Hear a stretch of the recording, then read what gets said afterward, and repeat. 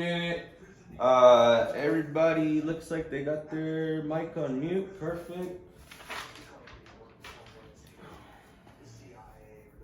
All right, it's Friday, January 15th. Today, which it doesn't really matter to a trader, day trader, but today was our first loss of the month. The market was extremely volatile and choppy and throwing head fakes, and there was squeezes going on. The market was getting manipulated today. It was a mess, not only through market manipulation, but through people coming on TV, moving the market. There was just a big mess today. Honestly, we shouldn't have even traded today. And in all honesty, I normally wouldn't have traded anywhere near as much as I did today. I literally coughed up like 10K willingly to teach the people that were on the call. I feel like I taught them a lot. I hope I did, because I just gave up 10 grand to teach them. I'm not too worried about it. We'll get it back on Monday. It's not a big deal. But that should show you how hard it is to trade on Fridays. And if you're a new person, there's absolutely zero reason for you to be trading on a Friday. On a Friday, every single thing that you're playing is a lotto. Everything can go to zero, and it can go to zero real fast. It could take one pullback and you're wiped out. You got to realize on Friday, whatever strike you're playing and whatever you paid for it, that's the break even. So if you played a $900 strike on Tesla and Tesla's at $850, and on top of it, say you paid $20 a contract for it, so that's 2 grand. So you got to add whatever you paid for the premium plus whatever the strike is, and that's the break even. If there's absolutely no chance of it getting there, there's absolutely no reason you should be in that play if the call's not moving, because the K is going to kill that thing fast, and you're going to be stuck holding nothing. So if at any point towards the end of the week, it looks like there's absolutely no way that your call's in play, you got to be smart enough to figure that out and dump the play. And if it's still going to run and you can tell that, just roll down. I probably saved, I don't know how many people I saved. I saved myself 3 times this week, rolling down and then ripping whatever I rolled down to. And had I not, I would have still lost rather than win. I would have sat in a call that never would have hit, and I would have sat in decay, and I would have gave up all my money. Instead, I admitted that I got it wrong to myself. I pulled the cord. I took everything that was left in that call and stuck it in a lower strike, and then ripped it and got my money back plus more. So mistiming things is gonna happen, and you have to understand how to hedge and how to roll and how to help yourself for when we do go in on something that gets mistimed. Today, there was a lot of people on the call. I was trying to teach them how to chart.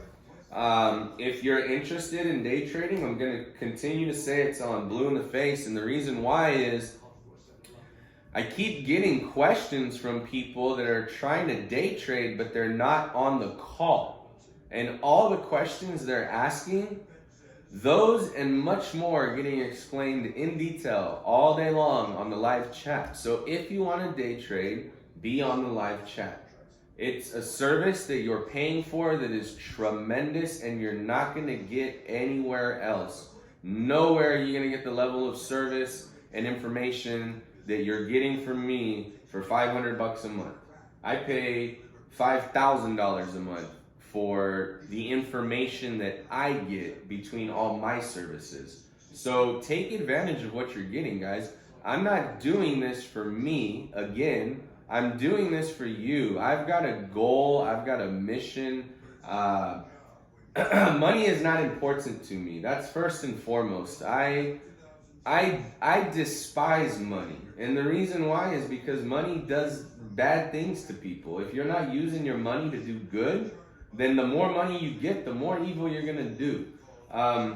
I've got goals in life. I've got charities that I want to create. I've got a mission from God, why I feel He sent me here, and I want to accomplish that mission. Like I said, today, I literally coughed up 10K willingly to teach the people that were on the call. That is how much I care about you all succeeding. So if you're not on it and you're day trading, you're killing yourself. Number 2, I keep getting people asking me about other plays, stuff that I'm not playing. Guys, if you're new, I don't understand why in the hell you're going and making your own plays. You don't know what you're doing. You just started. I'm trying to teach you. There's not a single person, not one. I know every single person in this service, almost everybody in here personally. And nobody in here has as much experience as I do day trading. Nobody knows as much as I do. Nobody even understands. And you will, I can tell you this right now, you'll start to learn and understand the way that I think. You definitely will. You're still never going to fully understand what I see in an option and why I pick it. I will start to teach you guys, but again, there's secret sauce that I can't give away. I never will. But you'll start to learn it, and you'll get to learn how to see things on your own and identify things on your own. One of the most powerful tools in day trading that nobody teaches or talks about is scalping. I can scalp $1,000 in seconds. I did today. I forget what it was. We got in something and I scalped, I think it might have been lemonade.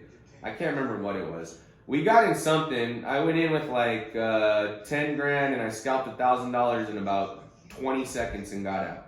If you understand how momentum works and you understand how levels work and how a reversal works and how RSI works, how volume and volume prints work, scalping is easy. Scalping is probably the easiest thing to do when it comes to day trading. Everybody that does this or has done this in the past and they failed, or people that currently do it but they're not that good at it, they're going to all tell you the complete opposite. They're going to tell you that scalping is crazy and it's not worth the risk. The reason why they're going to tell you that is because they don't know how to scalp. When you know how to scalp, it's well worth the risk. I can sit here and watch CNBC all day and do absolutely nothing except watch CNBC and know and interpret what they're talking about and understand that it's going to move the underlying equity that they're talking about. So I can go scramble over there, check out what the action looks like on the books, which I don't think most of you understand yet. I can check out the unusual options activity at a certain strike level, so I know what they're going to try to squeeze it to, if they're going to short squeeze it or if they're going to squeeze. I understand all these things, and it makes it really, it's not that difficult to know when a stock's going to move 1 point. It really isn't. If you got a channel with a $10 gap and it hits the lower level and it holds and you clearly see it starting to push off of it, there's like a 90% chance that thing's going to continue to go at least a point before it turns around. And there's a really good chance that if it held support at that support line, there's a really good chance it's going to go off. If you saw it reverse, if you see it consolidate, that's another story. There's absolutely no reason to be in that. But if you clearly see the reversal, there's a really, really, really good chance that it's going to go up and test the upper level, which is the resistance level.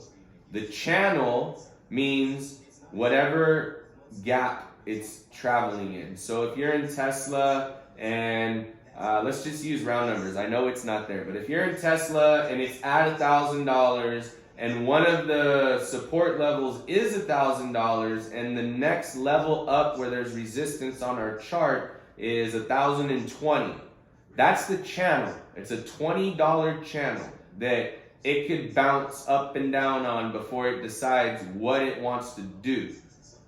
90% of the time, every single stock is going to fill the gap. Fill the gap means it's either going to go up and test the upper channel and then break and continue to go to the next level, or it's going to go down, it's going to test the support, and if the support doesn't hold it up, Then it's going to gap down and it'll go all the way down and it's going to test the next level. So scalping's a piece of cake when you understand this. I scalp without even telling people or putting it on the app all day long. All day long. And if you're on the calls, you're gonna start to get to hear my scalps, because I do call out a lot of the scalps on the live call. I still don't call out all of them. The only ones that I call out is ones that I'm really, really, really convicted about, because scalping is dangerous if you don't know what you're doing, and scalping is extremely quick. We're talking, like I said, I mean, I went in on a call today on, I don't remember what it was. I bought like 180 contracts of something. It literally moved a point, which is $1,800, in like 20 seconds, and I was done. Got out.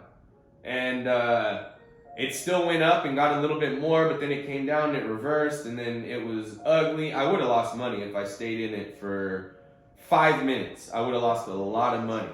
But I saw the momentum. I saw that it bounced off the channel. I saw a clear reversal. I saw the volume, that it was a green bar print, meaning that there's a lot of buy action coming in, more buy action than sell action. So all the technicals were there. The RSI was low, so I knew that it was technically oversold. So all the signs were there. Clear signs pointing to a reversal. That doesn't mean the stock's healthy.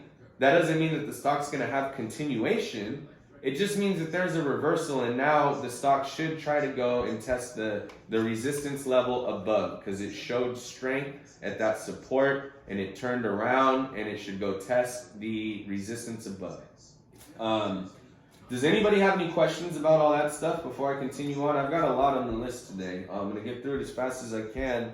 I'm going to try not to hold anybody past 8:15 is my goal, and open up questions at 8:15, which is an hour from now. I'll open up the floor for anybody and everybody. Until then, I'm just going to kind of go through things. I'll stop after any subject that we covered and see if anybody has any questions at that time. If you're good enough to write down your question and hold it till the end, that's fine too. I shouldn't say good enough. That's not the right way to say that. But if you choose to write things down and ask at the end, that's fine as well. But anyway, at this point, with all that stuff we just went over, does anybody have any questions about any of that stuff? Yeah, I do have more questions. When you hit a scalp, when you get in the position you want to get into, do you put a limit order to get out quick, or you just put it in raw movement, and if it hits, it hits? It depends. That's a good question, and it depends. So, hold on here. Let me highlight, because this is something I was going to talk about. I was getting there. So hold on one second. I got to highlight. Difference, reason why. I know I had that in here. Okay, I guess I don't have that in here. So when you set a limit order or a stop loss, I know I had that on my list. Where did it go? Why? Okay, here it is. Right there. Just so I make sure I don't go over that again. Okay, so when you set a stop loss to prevent yourself from losing a ton of money because it went the wrong way, it's not a bad idea for new traders, but once you're a real trader and this is your career, you're doing this as a job, it's a horrible idea. The reason why, and it's a horrible idea to set stop limits too, where you set a limit order, if it hits that, it triggers to sell. Here's the reasons why. The market maker, which is the person in charge of all the transactions that go on in the stock market, he controls the market. He controls what the bid price. So there's a bid, which means when you see the bid price and the ask price on any option you're going to choose, the ask means that's the lowest price that anybody is asking and willing to sell you that contract for. The bid price is the highest price that anybody's willing to buy that contract for. So if what you want to find is stuff that has like literally no gap, like when you're playing stuff that you could buy in increments of a penny, smaller contracts, you'll find plenty, especially in high liquidity stocks like SPY. People play SPY, there's gazillions of contracts bought and sold like every single day in SPY, and the gaps are usually, there's no gap. It's usually a penny, maybe 2 pennies. That's called liquidity. That's what you want in an option, because it means that you're going to be able to get out of it easily. Well, if you put a stop, now that stop's on the books and the market maker can see it, and if there's a gap in it, he can move the price that it's showing, like the actual price, not the bid, not the ask, but whatever he has the mark set at. He can move that and choose to go take out your stop loss and then turn around and jack the price right back up because he saw your order on the books, and he buys it from you for cheap and turns around and sells it to somebody else for more. He might turn around and sell it for a nickel more, $5 per contract. But this is an algo doing this, and he does this billions of times a day. If you can make $5 a billion times a day, you're making a pretty good living. So same goes for a limit order sell. On a limit order sell, he will try, if he knows, because he knows everything going on in that underlying stock. He knows how many orders are on the books to buy, above, below, to sell. He knows where trailing stop losses are. He knows where trailing limit orders are. He knows all of this. It's a mega computer that is computing this stuff at speeds that we can never even understand. And he manipulates everything to take your money. So if you put a stop, limit, sell, he could know that that thing's going to absolutely fly, but he's going to try to scare everybody to get out. He'll go and pull up and take your limit, sell, and then drive the stock down. That's one thing he'll do before it goes on a run, so that he takes you out before it goes on the monster run, so he doesn't have to pay you and you get screwed because he just bought your contract, and then he's going to turn around and sell it for way more when it goes on a run. So you cost yourself money, number one.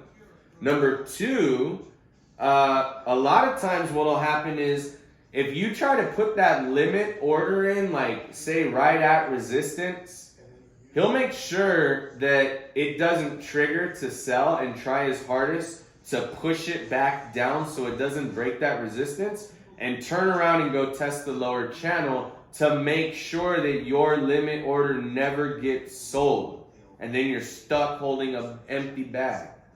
So that's the game that he plays. And once you know that and figure it out, it makes playing a lot easier. Like I tell you guys all the time, I don't have a problem getting in on a play, giving up money to get in it on the premium because it has a big gap, if I know what I'm doing and I understand the risk when I go in and the risk when I go out. If I'm playing Shopify, the gap's always at least $1 on Shopify. So if somebody's asking $1 and somebody wants to sell it for $2, he'll have the market $1.50. 9 times out of 10, if you're trying to buy any kind of quantity and I try to buy it $1.50, he won't sell it to me. He's going to make me keep bidding until I get closer to $2. And then once I get closer to $2, he might sell it to me, or he might make me pay the full price. I don't know. And the minute I put in orders, he's going to start driving that price up and trying to get me to chase. So a lot of times, to me, it's not worth it to play that game. I'll just go in and say screw it, and I'll take whatever the sell order's at and buy as many as I want, and I give up a whole $1 to get in on it, which is $100 per contract, because I'm not chasing 1 point or $1. If I'm scalping, I absolutely am, and I would never, ever, ever even think about doing that on a scalp. But if I'm playing it to play it, then I'm expecting every single play that I go in has the capability to run 500% minimum. Now, we don't sit around and wait for it to run 500%. We use the system that I use and we plug out along the way, but we could very easily have runners that go 500%, 1,000%. People that have been here for the whole 2 months, you've seen stuff go 10,000%. The harder you try to hit 10,000%, the crappier you're gonna do. I know there's a lot of guys on here that are baseball guys or guys that balled with me back in the day. You guys all know, man, if you try to hit a home run, you're gonna strike out. If you just sit back and do your thing, the home runs are gonna come, the grand slams are gonna come, the walk-offs are gonna come.